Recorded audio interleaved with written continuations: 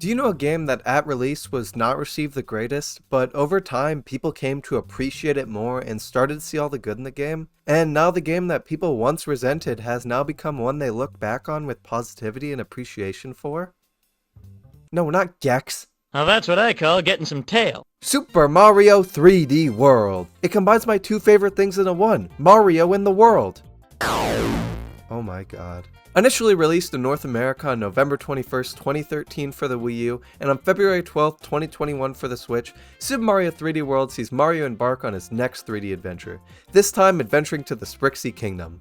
I remember getting this for Christmas in 2013 and absolutely loving it, but when I went online to see what people thought, people weren't nearly as excited about the game as I was. I mean, they didn't hate it. 5 reasons why Super Mario 3D Land 2 sucks. Oh, okay. I don't know why, but I remember seeing a lot of negative things about this game when it came out. And looking back, yeah, I can absolutely see why this game received criticism. I mean, this game is so much easier to appreciate now that we have Odyssey and Bowser's Fury. But when it came out, it really seemed like 3D Mario was losing the freedom and openness that was so prevalent in 64 and Sunshine. Galaxy 1 and 2 were way more linear than the games before it, and 3D World became even more linear. And before its release, this game was receiving backlash as well. A lot of people were expecting the first HD 3D Mario to be this crazy huge open world adventure reminiscent of 64 and Sunshine, but instead, we were greeted to this during its reveal.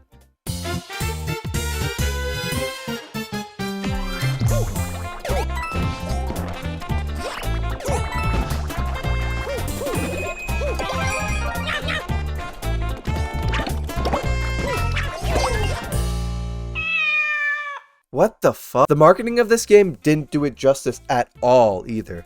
This game came out during the time of Nintendo's awful, and I mean absolutely awful commercial marketing era.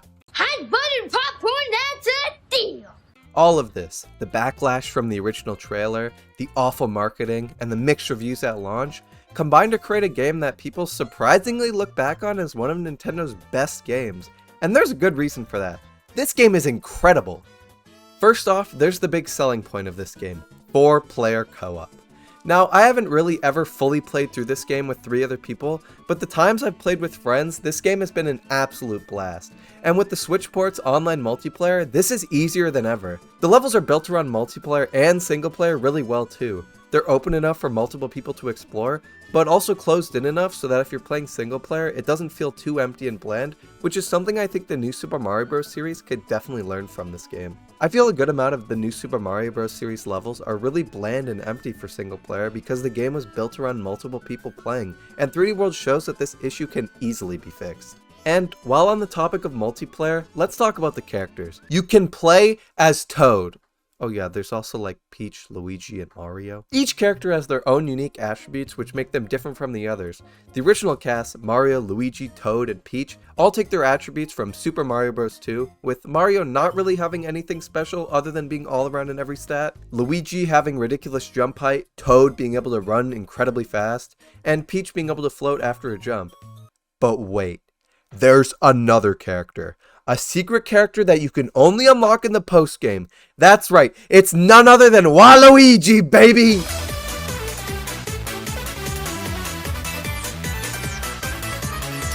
Okay, no, that's a mod. It's actually just Rosalina. She has like a cool spin thing she does from like Mario Galaxy. It's kind of cool, I guess. The game starts off with Mario and the gang attending the Star Festival. Okay, really? We're really doing this again? 3 games in a row, Nintendo! Anyway, while walking around, they find this broken clear pipe and Mario and Luigi fix it up using their plumbing skills. Then this weird fairy thing jumps out and starts speaking in picture language. Then Bowser comes out and is all like, "Wah ha ha, get in my jar." Then Bowser leaves, somehow fitting through that clear pipe, and Mario and everyone try to go and save them. After that crazy opening, the player is able to roam around the world map. And what's cool about this world map is that it's actually fully explorable and has little secrets hidden all around it. I really like this addition because it provides a much needed change from the boring and uninspired world maps of the 2D Mario games and even 3D Land. Jumping into the first level, see what I did there? it becomes extremely apparent the art style this game is going for. A very cartoony and plasticky style, and this suits the game perfectly. Unlike the Galaxy games before, which had a serious tone that thrived with its more realistic art style, 3D World is able to thrive with its art style due to its friendly and happy nature. I mean, look at the Goombas in this game! And while on the topic of the cat Goombas, let's talk about the new power-ups of this game. Of course, starting off with the Super Bell. This power-up turns Mario, and well, anyone who touches it, into a cat. Toad can finally live out his lifelong dream of being a furry. With their newfound cat abilities, the player is now able to climb up walls, scratch enemies, and dive. There's also an alternative version of this power-up called the Lucky Bell, which is literally the exact same power-up, except when you ground pound, you make money. The other new power-up in this game is the Double Cherry. This power-up makes a copy of the player that they somehow have to control and manage with. Now, the backstory of this power-up is actually really cool. It was never planned to be in the game, but when a developer accidentally created 2 Marios with the cloning tools, the other developers thought it was a cool idea and just kinda ran with it. And I'm so glad they did. This power-up is used super well in the few levels it's in, and I would love to see it return in a future Mario game. Alright, now it's time to talk about where this game, and well, every 3D Mario game shines. The levels. And right off the bat, I'm just gonna go out and say it.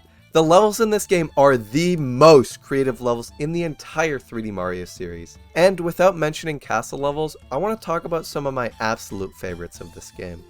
2-3, Shadow Play Alley. Just by the title of this level alone, you should already know the gimmick of this level. Shadows. No, not the hedgehog. In this stage, a bright light illuminates the stage and creates shadows of things in the foreground and background. For instance, the first green star of this level is hinted to the player with the use of a shadow, indicating that it's in the foreground. I absolutely love this idea. Later on in the level, you enter an area where all you can see is the shadows of everything, and the player has to navigate through this finding secrets by ground pounding and rolling into things as you aren't able to tell what they are due to the lack of colors. One thing I really love is at the end of this level. In this secluded area, we see Captain Toad afraid of what seems to be the shadow of Bowser, but it's just cardboard Bowser. I love this because it shows the creativity Nintendo had when making this level and just entire game in general. 3-4, Pretty Plaza Panic. This level is all about working on a time limit. From the second you start the level, you realize you only have 100 seconds to make it to the goal, and that doesn't give the player as long as they may like to look for green stars, stamps, and other secrets. The time limit keeps players on their toes while also promoting some exploration. To me, the time limit encourages repeat playthroughs of the level to see what you can get done on that try, or on the other hand, challenges players to see what they can collect in a single try. 3-6, Mount Must Dash. Obviously being inspired by the Mario Kart games, in this level the player must dash to the finish line. I'm funny, I know, subscribe today. Jokes aside, this level is honestly extremely cool. I love the multiple paths there are to take in order to collect everything in the level, and just the fact that they made a Mario Kart inspired stage. It's something you wouldn't originally expect to work in a Mario game, but it's executed very well here, and makes for a stage that's very fun to replay and try to get a good time on. 5-1, Sunshine Seaside. In a game that involves mostly linear levels, this stage offers a nice break with its more open environment and collectathon based clear condition, being collecting the 5 key things in order to open the warp box. I always loved this level for some reason when I was younger, whether that be the beach setting or the more open nature. I just really like this level. I think the secrets in this level are very well hidden, and the Plessie section at the end is always fun. And those are just a few levels, but I can go on and on about different levels in this game because they're just that good. There are few to no levels in this game that I believe are bland and uninspired. And hey, even if there's a level that feels bland, at least the soundtrack will still bang. Oh yeah, that reminds me. Oh my god! The music goes so hard in this game. This is probably my favorite 3D Mario OST of all time. Yes, even above Galaxy. I know, but man, this music goes hard. The music of this game is all performed by a live orchestra, with a lot of the songs being either rock or jazz, and I really think the music composed for this game fits it well. There's even remixes and recreations of old tracks from previous Mario games, like the Slots theme being a recreation of the character selection screen from the hit Game of the Year title Super Mario Bros. 2.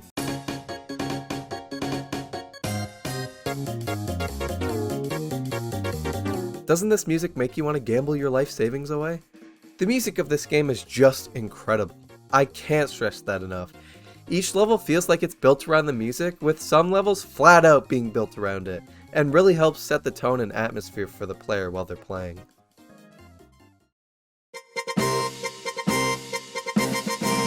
I didn't forget about him.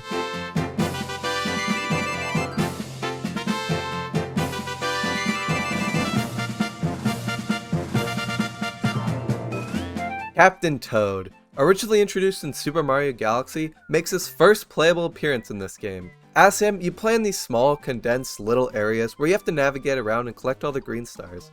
But what's cool about the Captain Toad levels is that you have limited movement options, as Captain Toad is unable to jump, which forces the player to find unique ways to move around and traverse. And Nintendo apparently loved this gameplay so much, they decided to make it into its own game, Captain Toad Treasure Tracker, which is an absolute blast to play if you haven't already. Originally, on the Wii U, you would use the gamepad to stun enemies and tap certain blocks that would move and allow Captain Toad to progress.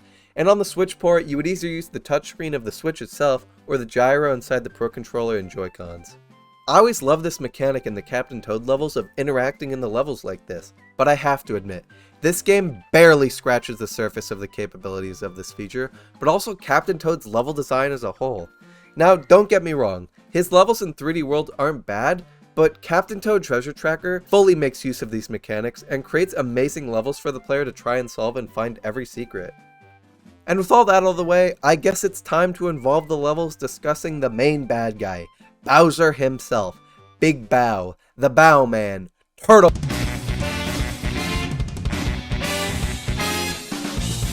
The Bowser stages in this game are actually really fun in my opinion. Although there are only 3 of them, each of them are amazing levels. The first Bowser level of this game, Bowser's Highway Showdown, sees the player learning about Bowser's kick bombs and how to use them to their own advantage. The actual level portion of this stage is fairly small, but the real good part of this level comes at the Bowser fight itself. After climbing a set of stairs, we see Bowser pull up in his absolutely dripped out car, which I recently found out is called the Koopa Chase, but I prefer to call this the Bowser Mobile. Anyway, after Bowser absolutely flexes on us with his car, he starts throwing kick bombs at the player, and in order to damage him, the player has to kick them back enough times in order to make the car explode and break the bridge under Bowser, causing him to fall. What I like about this fight is the use of the kick bombs, because if you're skilled enough, and I am, and you manage to aim them at Bowser's head and jump as you kick, you're actually able to defeat him much faster than doing it the normal way. I also just really like the idea of Bowser being in a car. I don't know why, but it's kind of funny seeing him sitting in the back of his pimped up car throwing bombs at people. The second Bowser level, Bowser's Lava Lake Keep, is much more difficult than the first. This is obviously because it's in what the player would originally presume to be the final world. Anyway, just like the first, the actual level portion of this stage is relatively small, just reintroducing the idea of kick bombs to the player as they wouldn't have seen them much since the very first world. After progressing through the level portion, we are once again met with the stairs we saw in the Highway Showdown. After climbing them, we see Bowser has not only repaired, but absolutely pimped out the Bowser Mobile. Look at this thing, now shining with bright neon lights that, now that I think about it, actually kind of foreshadow the next world, like the world Bowser's neon lighting scheme.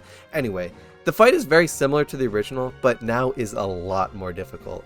Instead of just throwing kick bombs and occasionally shooting fire, now Bowser will shoot out loads of fireballs that leave a mark in the ground that if the player touches, damages them. This makes kicking back the bombs a lot tougher, and the ground itself doesn't help this at all. As the fight goes on, the ground is sometimes filled with spikes that make the path the player can take become very narrow. And along with having to dodge Bowser's fireballs, this fight can be kinda hard. But after suffering through it all and defeating Bowser, we see him plummet into the lava lake below, and the player would most likely assume that they defeated Bowser and everything's all happy and the game's over. But to nobody's surprise, except for the one guy who never played Mario before, Bowser isn't done just yet. And as the player is celebrating and it seems like the level has come to the end card is pulled away and we see Bowser trap all the fairies in a huge jar. Come on, Bowser, what is with the jars? Anyway, Bowser gets away and the player is now able to travel to the true final world. World Bowser. I don't know why I said it like that.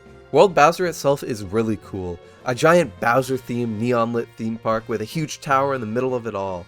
And after making their way through this theme park, the player is finally able to challenge the final level of the game. the Great Tower of Bowser Land.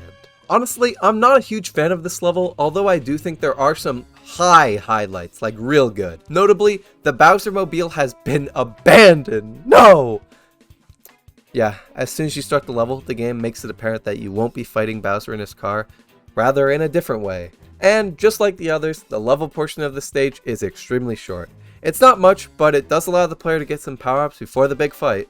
After making it through the level, we're now in front of Bowser's huge tower, and we see Bowser jump in front of us, ready to stop us. However, instead of going after the player right away, Bowser instead pulls out a Super Bell, and yes, I know what you're thinking. There's no way Bowser will become a furry. Oh dear God.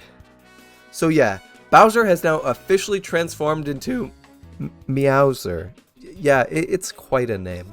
Anyway, the player is tasked with scaling up the huge tower while being chased by Meowser. I honestly don't really like this bit as it's an auto-scroller and I always felt like it moved really slow, but nonetheless, it isn't too long, and after the player hits Meowser with a POW block and sends him flying off, the player can jump into a clear pipe. This part of the level is, in my opinion, the coolest.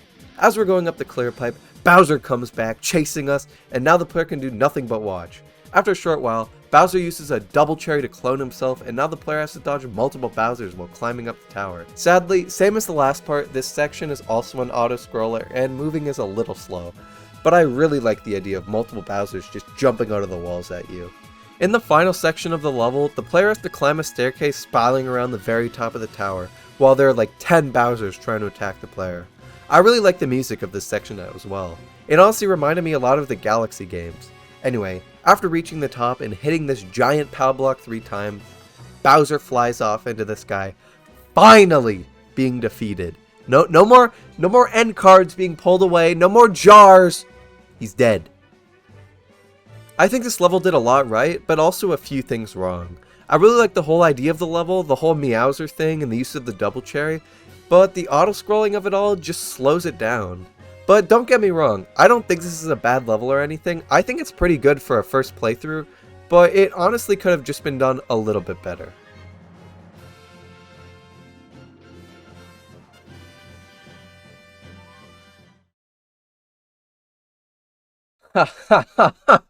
You thought the game was over? Nope! After beating the game, there are 3 post-game worlds with a bunch of new levels. I say new because while some of them are brand new, a lot of them are remix levels from the actual game. And I love this idea. It introduces you back to these levels you played before, but now with a bunch of new twists that make it more challenging and fun to complete. And if you really are a completionist and collect every stamp, every star, and get a golden flagpole in every single level, you unlock a final stage. Champions Road. Champions Road is a platforming gauntlet and is one of the hardest levels in the entire Mario series. It's often debated whether this or the Perfect Run are the hardest Mario stages, and while I personally think the Perfect Run is the hardest, this stage is a very close second and has extremely stressful moments that require almost perfect movement from the player.